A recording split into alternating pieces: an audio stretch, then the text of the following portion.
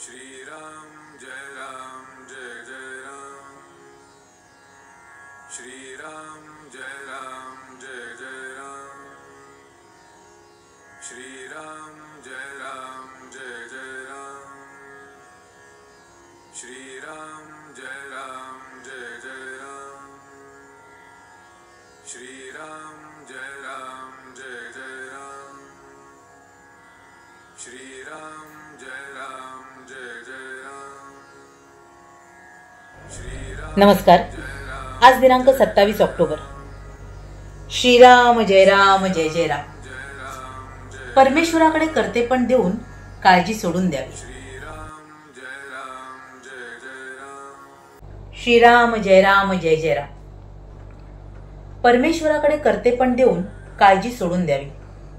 सर्व कर्तेपण परमात्म्याला देऊन आपण काळजी करण्याचे अगदी सोडून द्यावे आणि सदैव समाधानात आणि आनंदात राहावे। जे जे काही घडते आहे ते परमात्माच आपल्या हिताकरिता करतो आहे आणि आपल्याकडून ज्या क्रिया होतात त्या आपण करीत नसून परमात्माच करीत आहे अशी प्रत्येक गोष्टीमध्ये आणि प्रत्येक क्रियेमध्ये जाणीव आणि भावना ठेवावी। अशी भावना ठेवायला कुठे बिघडते? त्यात अवघडते काय आहे? प्रयत्न अवश्य करावा आणि तो कसून करावा, पण तो परमात्माच सर्व करीत असून त्यात येणारे यश अगर अपयश हे सर्व आपल्या हितासाठीच आहे अशी ठाम भावना ठेवली पाहिजे। अशी ठाम भावना ठेवल्यावर काळजीला जागाच कुठे राहिली आणि एकदा काळजी गेली म्हणजे आपला आनंद हा स्वयंसिद्ध आहेच आहे, तो काही दुसऱ्या कुठून मिळवायचा नाही। आनंदाला ही काळजी झाकाळून टाकते। थोडक्यात म्हणायचे झाले तर असे सांगता येईल की मी पण म्हणजेच कर्तेपण परमात्म्याला द्यावे म्हणजे काळजी नाहीशी होते आणि निर्मळ आनंद उरतो आणि अशा स्थितीत नामस्मरण चालावे, हेच स्वानंद स्मरण होय। आपले कर्तेपण अपुरे आहे, ते आपल्या स्वाधीन नसून परमात्म्याच्या स्वाधीन आहे, म्हणून सुखदुःखाची बाधा आपल्याला न होता ती परमात्म्याला झाली पाहिजे। आपल्या सुखाचा दुःखाचा नाश म्हणजेच आपल्या कर्तेपणाचा नाश आणि आपल्या कर्तेपणाचा नाश म्हणजेच भगवंत करतो ही भावना होय। आपले होते कसे ते पहा। कर्माच्या सुरुवातीला काळजी लागते।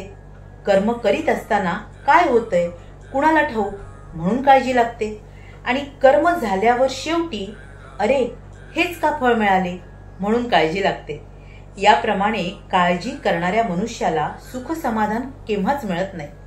काळजी ही वाळवीसारखी आहे, काही खात असताना तर ती दिसत नाही, पण कपडा किंवा पुस्तक खाल्ल्यावर मात्र ती दिसते। त्याचप्रमाणे काळजी आपली निष्ठा कमी करीत असते। त्या अवस्थेत ती दिसत नाही, परंतु नंतर मात्र दिसते। काळजी सोडायची म्हटली तर आजच सुटेल, नाहीतर ती केव्हाच सुटणार नाही।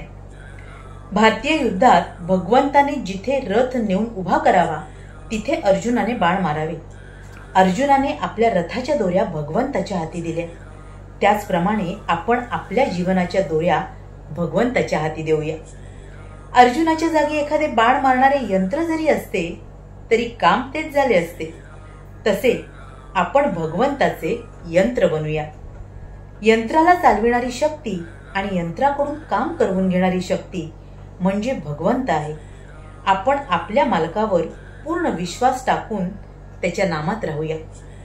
आपला देह प्रारब्धावर टाकून साधकाने मजेत त्याच्या सुखदुःखाकडे पाहावे। श्रीराम जय जय राम। श्रीराम जय जय राम। माणूस अत्यंत काळजी करतो आणि हाच खरं तर त्याच्या आयुष्यातला त्याचा मोठा शत्रू असतो। म्हणूनच महाराज इथे आपल्याला आपली काळजी कशी दूर करता येईल याविषयी सांगतायत। आपला मीपणा, आपला अहंकार, अभिमान सोडून आपण ज्यावेळी आपला कर्तेपणा टाकतो आणि तो पूर्णपणे भगवंताच्या स्वाधीन करतो तेव्हाच खरं तर या काळजीचा नाश होऊ शकतो। जे काही घडते आहे ते भगवंताच्या इच्छेने घडते आहे आणि त्याचं फलित देखील तोच आपल्याला देणार आहे आणि ते निश्चितच आपल्या सर्वार्थ हिताचं असणार आहे हा विश्वास आपल्याला वाटणं खरं तर गरजेचं आहे।